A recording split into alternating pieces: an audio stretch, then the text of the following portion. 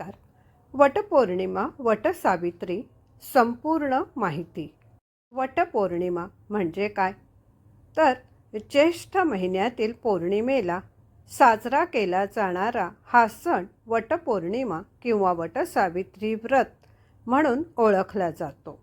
या दिवशी विवाहित स्त्रिया आपल्या पतीच्या दीर्घायुष्य, आरोग्य आणि सुखी संसारासाठी वडाच्या वृक्षाची पूजा करतात.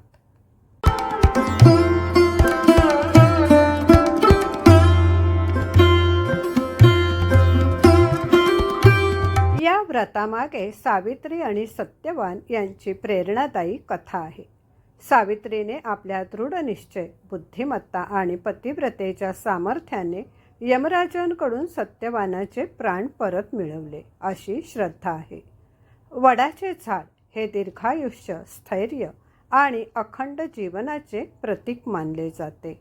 वडाच्या झाडामध्ये ब्रह्मा, विष्णू आणि महेश यांचे वास्तव्य असल्याची धार्मिक मान्यता आहे.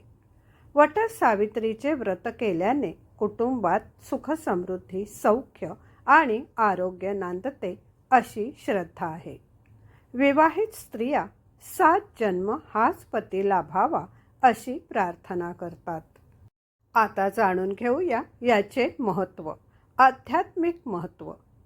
निष्ठा, संयम आणि दृढ विश्वास यांचे प्रतीक, स्त्री शक्ती आणि संकल्पशक्तीचे दर्शन घडवणारा सण. सामाजिक महत्त्व. कुटुंबातील नातेसंबंध दृढ करण्याची संधी. परंपरा पुढील पिढीपर्यंत पोहोचण्याचे माध्यम. पर्यावरणीय महत्त्व. वडाचे झाड प्राणवायू देणारे आणि पर्यावरणासाठी अत्यंत उपयुक्त आहे. या सणामुळे वृक्ष संवर्धनाचा संदेश दिला जातो. सावित्री सत्यवान कथेचा सारांश. राजकुमारी सावित्रीने सत्यवानाशी विवाह केला. सत्यवान अल्पायुष्य असल्याचे माहीत असूनही तिने त्यालाच पती म्हणून निवडले. नियोजित दिवशी सत्यवानाचा मृत्यू झाला. यमराज त्याचे प्राण घेऊन निघाले. सावित्री त्यांच्या मागे गेली.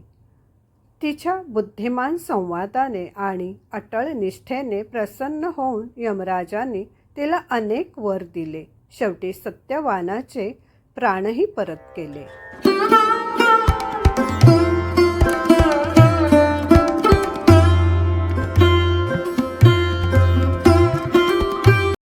ही कथा धैर्य, प्रेम आणि दृढ निश्चयाचा संदेश देते.